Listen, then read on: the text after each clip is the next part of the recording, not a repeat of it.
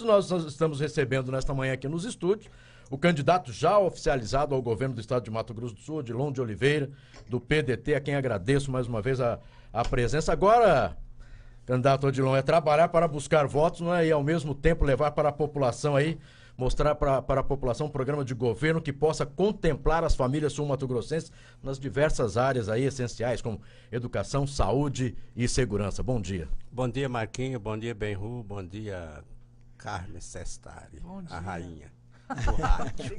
Não é? E um bom dia também para o Sérgio Cruz. Estou sentindo aqui a falta de Sérgio Cruz. Mas ele não pode, viu? Aquela figura. A gente sente falta dele. Há 40 anos. Marquinho, o nosso trabalho, o trabalho de todos os pré-candidatos é exatamente, no momento, fazer a divulgação do seu projeto, do seu programa político. Né? Esse é o papel nosso. E nós já estamos empenhados nessa luta desde o começo do ano. E agora, depois da convenção, que ocorreu no sábado, e depois dessas alianças, nós estamos nos sentindo muito mais fortalecidos e com a coragem superior a 100%. E o PDT caminha nessas eleições de 2018 com quantos partidos políticos? O PDT já está tudo alinhavado, conversado, né? Concretizado já. Com o PROS, a convenção do PROS foi ontem, então já existe, em termo definitivo, uma aliança com o PROS e com o Podemos também. Houve até conversas de que haveria a saída do Podemos, mais precisamente do candidato Chico Maia, o pré-candidato, mas isso não se concretiza, não. Na verdade, o Podemos está aliado conosco. Agora, candidato Odilon de Oliveira, é claro que quando se fala na política, e o senhor já falou muito a respeito disso, né, que está preparado pelo trabalho já desenvolvido aqui no Mato Grosso do Sul, como juiz federal, agora aposentado. Na área da segurança pública, vamos começar para depois a gente falar das outras áreas, mas na área da segurança pública nós sabemos que o Mato Grosso do Sul precisa, e hoje se cobra muito, do apoio do governo federal. O senhor acredita que, como governador do estado, vai poder ter esse apoio do governo federal e, se não tiver, consegue, ao mesmo tempo, resolver ou melhorar a situação da segurança pública no nosso estado? Na área de segurança pública, eu sempre tive um bom relacionamento, no Brasil inteiro, né? Com todos os estados, em razão do trabalho que a gente desenvolveu diretamente nessa área. E a criação do Ministério da Segurança Pública vai facilitar bastante, é um fator positivo. Certo.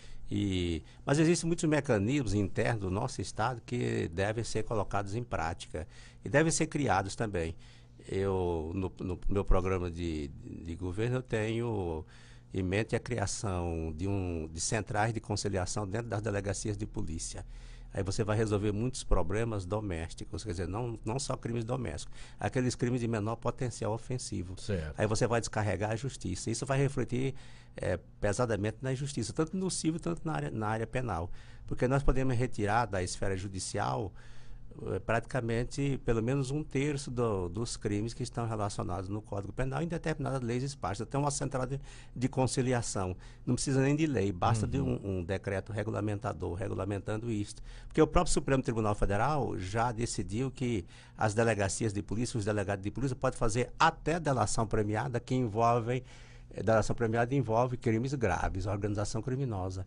Então, com relação a esses pequenos delitos, não há dúvida de que a conciliação na esfera da delegacia, isso é fundamental. Aí tem que tomar várias providências. O desenvolvimento econômico ele está sempre aliado à segurança pública. A saúde pública também está sempre aliada à segurança pública. Fortalecimento do setor de inteligência e a comunicação entre eles, não é? Entre o setor de inteligência, todos os setores do Estado. E temos que desenvolver, sim, também um trabalho junto à União Federal para apressar a implantação efetiva do CISFRON, que é o Sistema de Monitoramento de Fronteira. Doutor Odilon, o senhor tocou num ponto que eu já ia lhe perguntar, que é a questão da faixa de fronteira. O Mato Grosso do Sul tem 79 municípios, 44 pertencem à chamada faixa de fronteira. E muita gente diz que a fronteira é uma bênção, é questão cultural, econômica, né? Ao mesmo tempo também, às vezes, é vivenciada quase como se fosse, eu não vou dizer uma maldição, mas com muitos problemas de tráfico. O senhor vivenciou isso até como juiz, morou, se não me engano, em Ponta Porã. Como é que o senhor pretende, como candidato a governador, trabalhar a fronteira? Nós tivemos semana passada um seminário que o senador Pedro Chaves, né, realizou. Quais são suas propostas para a faixa de fronteira, já que envolve mais da metade dos municípios do Mato Grosso do Sul, doutor Odilon? Exatamente. Eu conheço bem a faixa de fronteira e sempre fui um grande observador. Faixa de fronteira do Mato Grosso do Sul, faixa de fronteira do Mato Grosso e faixa de fronteira Rondônia. Eu fui juiz nessa região toda. E conheço bem o problema da segurança e conheço também o problema da saúde pública e da educação também na faixa de fronteira. Faixa de fronteira nós temos que verificar, visualizar sobre 3 aspectos. Primeiro, o aspecto da segurança nacional, cabente diretamente à União Federal através das Forças Armadas. Segundo aspecto é o aspecto da segurança pública, que cabe diretamente ao estado de Mato Grosso do Sul, no caso nosso aqui. E o terceiro aspecto é o desenvolvimento econômico. Então nós temos que conciliar esses 3 aspectos na faixa de fronteira. E nós temos que especializar melhor o Departamento de Operações de Fronteira, que é a Polícia Especializada de Fronteira, incrementando o DOF materialmente e incrementando também o seu serviço de inteligência. O DOF é responsável por 44 municípios, a segurança, e não tem 200 homens. Quer dizer, a mesma quantidade de pessoas que existiam quando o DOF foi criado. Então não se compreende isso. Agora a educação e o desenvolvimento econômico na fronteira, isso é fundamental. E fazer também um trabalho conjunto, principalmente com o Paraguai, porque muitos interesses são comuns. Tem que haver uma aproximação. Eu já me aproximei do governador, que vai tomar posse agora, do departamento de Amambai, do senador Acevedo, irmão dele, do prefeito também, José Carlos, lá de Pedro Juan Cabaleiro. Tem que haver esse trabalho conjunto. Doutor Odilon, o senhor, na convenção, né, realizada, que homologou, oficializou sua candidatura ao governo de Mato Grosso do Sul, o senhor declarou que não pretende aumentar impostos, né? Como então o senhor pretende, como pretende equilibrar a questão econômica no Estado, que a gente sabe que o Brasil hoje passa por uma crise financeira, econômica, que não vai se resolver ano que vem, né? Infelizmente, a gente tem visto aí decisões, por exemplo, a LDO, né, Lei de Diretrizes Orçamentárias, aprovada e verdadeiras bombas que vão estar no colo do próximo presidente. Como é que o senhor pretende lidar com essa questão de sustentação econômica para o Estado? Existem vários mecanismos, basta que sejam colocados em prática. Qualquer governador, qualquer administrador sabe disso. O primeiro mecanismo, e a sociedade clama nesse sentido, é a corrupção. São mecanismos para proteger o dinheiro que a gente tem no bolso. Esse é o dinheiro que o Estado tem no bolso. Qual é o dinheiro que Mato Grosso do Sul terá no bolso em 2019? 15 bilhões de reais. Então, elimina-se a corrupção. Ardentemente, tem que combater a corrupção. Aí você já vai preservar uma grande fatia. Desestimula a sonegação. Sonegação no Brasil é enorme, 450 bilhões por ano. Mato Grosso do Sul também é Brasil, então se sonega aqui também. Grande sonegador, claro. Prioridades também. Se você estabelecer prioridades, você vai estar praticando um mecanismo de proteção do nosso dinheiro. E também redução de custos. O poder público é muito caro, todo ele é caro. O judiciário é caro, o legislativo é caro, o executivo é caro, tudo é caro. Então nós temos que reduzir custos com prioridade. Depois nós temos que restabelecer a credibilidade. Se as pessoas físicas e as empresas também acreditarem no governo, que der bom exemplo, desempenhando, executando essas diretrizes, aí sim nós vamos ter uma comunhão de interesse. Mas você falou aí, Carmen Sestari, com relação a não aumentar imposto e arrecadar bastante. Então, primeiro são esses parâmetros. Agora, como é que você aumenta imposto? Você aumenta imposto aumentando a alíquota. Direito tributário ensina que a gente tem que aumentar a alíquota para aumentar imposto ou aumentar a base de cálculo, ou então criar novo imposto. Isso eu repudio completamente. A população do Brasil não suporta mais isso. Então, como é que se aumenta imposto baseado nessa mesma lei tributária? Você tem que criar fatos geradores, ou os chamados fatos tributários. A sua empresa, caro ouvinte, tem 100 empregados. Se ela receber um incentivo fiscal, claro, um incentivo fiscal sem troco, sem propina, poderá ter 200 empregados. Então, aí o Estado vai arrecadar o dobro sem ter aumentado a alíquota ou a base de cálculo. Ou então, E também incrementar, fomentar o surgimento de novas empresas, o ressurgimento daquelas empresas que quebraram em razão da má administração que eu digo por conta do Estado, da má orientação. Então, esses são os caminhos para a gente arrecadar bastante sem aumentar imposto. Candidato Odilon de Oliveira, o senhor, quando nós começamos a falar da segurança pública, o senhor tocou muito na área da saúde e da educação. A Rede Globo está fazendo aí o Brasil que eu quero, e na maioria das vezes, em diversas cidades, em vários estados, né, em diversas cidades aí, o pessoal falando da importância da saúde e da educação e acabar com a corrupção. E aí as pessoas lembram, puxa, mas há 20, 30 anos a educação era muito boa, o que é que mudou a educação pública? O que mudou nesses 20, 30 anos? Como melhorar a saúde e a educação aqui no estado do Mato Grosso do Sul? A primeira, eu devo ter repetido isso aqui já algumas vezes, eu conheço todas as escolas do município. 96 escolas eu conheço todas, rurais e urbanas. São escolas municipais? Mas são escolas. Uhum. Conheço pelo menos 1/3 de todas as escolas estaduais de Mato Grosso do Sul, em razão de programa de palestra, um programa individual que eu desenvolvo há muitos anos, de graça. E a gente percebe, conhece a realidade, e há uma desvalorização muito grande da educação. Não se valoriza o professor, não se valoriza aquele que não é professor, mas que faz parte do quadro administrativo das escolas. Aquele pessoal da limpeza, aquele pessoal que não trabalha na sala de aula ensinando os alunos. Então, essa valorização. Em segundo lugar, o Brasil cresceu muito na violência de determinados, vai sempre crescendo. Então nós temos para brecar isso e melhorar a qualidade do ensino e adaptando as escolas comuns para escolas de tempo integral.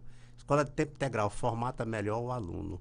Escola de tempo integral casa melhor a escola e as famílias. Escola de tempo integral retira das ruas onde se encontra a violência, onde se encontram as drogas, retira as crianças, elas têm que passar o dia todo na escola. Profissionalização do nível médio também, isso é fundamental. Tem que haver parceria com a iniciativa privada, desde que a iniciativa privada passe a acreditar no poder público. Doutor Odilon, inclusive na questão educacional, o senhor tem na chapa do senhor uma candidata ao Senado, né, a ex-reitora Leocádia, e o próprio deputado Bife, que é candidato a deputado estadual, pessoas muito ligadas à educação. Mas eu quero fazer uma pergunta para o senhor, do ponto de vista da política, o senhor deve ter respondido em outras ocasiões. O senhor vem de toda uma experiência na magistratura, que exige, digamos assim, muita parcimônia, imparcialidade, agora o senhor está lidando com a política. E alguns dos teus críticos dizem que o senhor não teria muito jogo de cintura para lidar, que não seria muito político. O senhor vê isso como uma crítica ou como um elogio? Como é que o Odilon, governador, vai lidar com as instituições, com uma assembleia, às vezes estou dizendo em tese, que muitas vezes não se pauta por um comportamento tão republicano? Como é que seria o juiz, agora governador Odilon, no exercício do poder? Na verdade, o fator político existe em qualquer atividade. O Supremo Tribunal Federal é político, no bom sentido. A justiça brasileira toda é política, no bom sentido. Dentro de casa, praticamos também a política. A política é a arte de conversar, de se decidir, de se entender. Eu não vou ter dificuldade nenhuma. Primeiro, porque eu tenho certeza absoluta de que a população de Mato Grosso do Sul, ela exige lisura, vai passar a exigir maior lisura por parte dos parlamentares.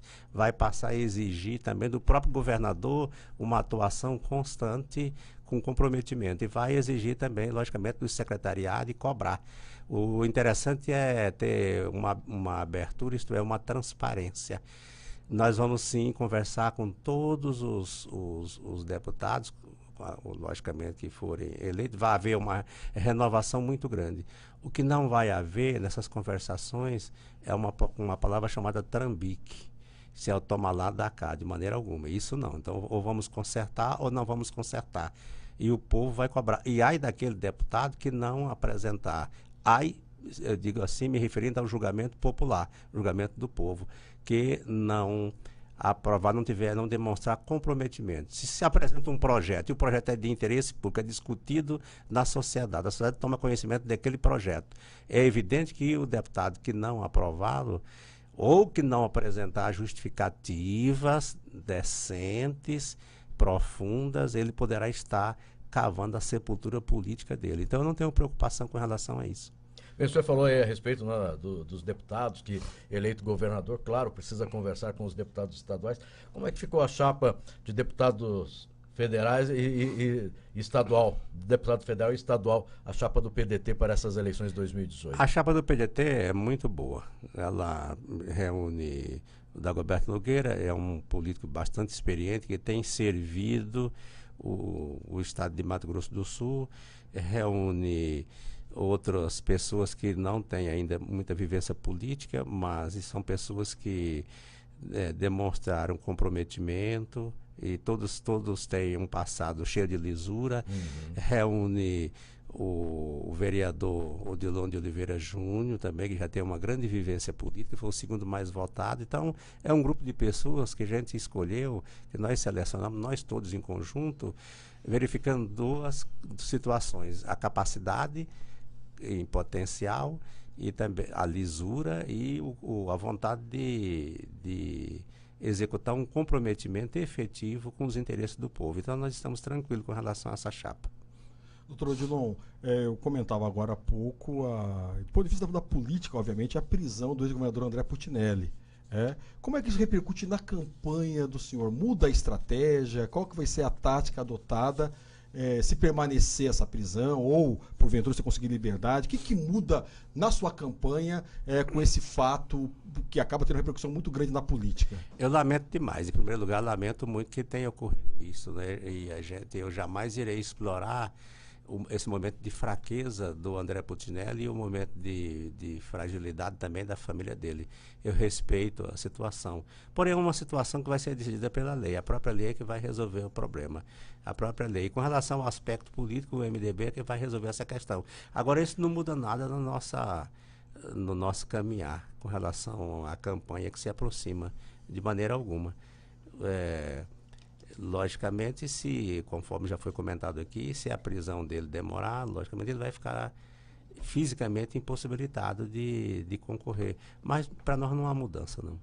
Bem, o senhor falou que vai caminhar nessas eleições de 2018 com o PROS e o Podemos. Pode surgir algum outro partido político aí querendo caminhar com o PDT nessas eleições? Pode, porque o prazo vai até o dia 5 de agosto. E esse prazo longo, um prazo de 10 dias, dentro da política é um prazo enorme, certo? Porque você conversa dia e noite, não é? E o PDT está com uma equipe muito boa para fazer as negociações, incluindo o João Leite Schmidt. Então é possível sim que existam negociações e que essas negociações passem a se concretizar, sejam concretizadas até o dia 5 de outubro de agosto, que é o prazo máximo para se registrar a candidatura. Então a resposta é positiva, há possibilidade sim. Doutora Odilon, o candidato a vice também é muito importante numa chapa. O candidato a vice é importante. Nosso critério não foi critério político, porque o candidato a vice, o doutor Herbert Assunção, ele nunca foi político, não é? A não ser no sentido genérico da palavra. E ele reúne condições técnicas, uma pessoa muito capacitada na área de administração. Então, ele reúne esses requisitos, é uma pessoa que tem um passado limpo, embora receba umas críticas, umas agressões completamente injustas, descabidas, e é uma pessoa que se compromete, ele tem um comprometimento muito grande, um compromisso com a sociedade. Então, o candidato a vice já está escolhido, é o Herbert Assunção. O senhor falou agora em críticas injustas e descabidas. O senhor está preparado também para recebê-las? Porque quando começa a eleição, começa aí sim as pessoas arrumam, vão buscar alguma coisa, e nós falamos muito a respeito de fake news. O candidato do PDT, Odilon de Oliveira, está preparado para isso? Com relação a críticas, eu estou perfeitamente preparado. Quem quiser me criticar, pode criticar, não tem problema nenhum. Isso é bom, porque a gente não vive sem crítica, porque senão é um comodismo. Só não pode inventar. Só não pode inventar. Agora, quem não quiser crítica, é só não ir para o serviço público, e principalmente para a política. Então, o político tem que receber crítica mesmo. Agora, a crítica é uma coisa. Agora, calúnia, difamação, injúria, isso é outra coisa. Isso eu não suportarei de maneira alguma. Eu deixo bem claro. Isso vai resolver na justiça? Vai ter que resolver na justiça. A justiça que vai decidir. Porque não adianta a pessoa querer colocar rabo em mim. Não adianta a pessoa querer edificar em mim um perfil que eu nunca tive. Então, o meu passado tem um estômago. E esse estômago é o estômago do bem. Vai repudiar completamente esse tipo de invenção, empregar a imprensa do Paraguai, como estão pagando a imprensa do Paraguai para me atacar, dizer que eu tive conluio com bandido. Olha, no Paraguai eu tenho centenas e centenas de bandidos que eu já condenei, fugitivos, traficantes, gente de todo quanto é tipo, já confisquei muitos bens no Paraguai, fazendas, um monte de coisa. Então, assim, na compreensão de determinados adversários, um local adequado, um mercado de câmbio livre para se atacar, para atacar a figura do juiz Odilon. Doutor Odilon, quem conhece o senhor, já acompanha há muito tempo e sabe que o senhor sempre andou com segurança. Justamente por isso que o senhor tocou no assunto, né, de ter condenado muita gente graúda, né, no crime. Como é que está essa questão durante a campanha? Porque o senhor é um homem que vale ouro para muito bandido. A questão durante a campanha seria uma questão de vingança. Não é? Eu não tenho um problema mais de segurança pelo que eu faria, porque eu sou juiz aposentado, então essa parte aí desapareceu. Agora a questão de vingança sim, porque a gente confiscou um patrimônio muito grande de vagabundos e quase em torno de 250 imóveis. Você somar todas as varas de lavagem do Brasil, a de Mato Grosso do Sul, em 11 anos, ela confiscou um estoque muito maior do que todas as varas de lavagem do Brasil. E isso, logicamente, traz um desejo de vingança. Mas o Conselho Nacional de Justiça, em razão da situação específica, determinou que a Polícia Federal continue fazendo normalmente a minha segurança. Então tem um processo lá no STJ, no Conselho Nacional de Justiça, CNJ, que se refere exclusivamente a isso. Então o senhor continua com segurança? Continua a mesma coisa. Mesmo esquema protegendo o senhor? É a mesma coisa. Isso não atrapalha em nada. Por todo o trabalho que o senhor fez como juiz? Exatamente, pelo trabalho que eu fiz como juiz, porque senão a União estaria me descartando, jogando fora, né? Então jogando livremente na cova dos leões, aí não dá certo. Bem, com certeza essa mais uma semana aí de muitos compromissos no estado de Mato Grosso do Sul. Quero desejar aí uma excelente semana, que o senhor consiga levar para a população do Mato Grosso do Sul, como os outros candidatos também, boas propostas para o estado de Mato Grosso do Sul, para a população sul-mato-grossense. Mais uma vez agradecemos aqui a presença no programa Tribuna Livre, doutor Odilon. Marquinhos, agradeço a você, agradeço a Carmen César bem. E a partir dessa semana vamos viajar muito pelo interior e vamos levar aos municípios, independentemente de adesão ou não dos prefeitos e vereadores, o nosso projeto em relação ao trabalho que faremos com os municípios, isto é, edificar, montar um escritório aqui bem equipado para atender os municípios, principalmente na elaboração de projetos. Certo, conversamos aqui com o candidato ao governo do estado de Mato Grosso do Sul pelo PDT, o juiz federal aposentado Odilon de Oliveira, a quem agradeço mais uma vez a presença aqui no programa Tribuna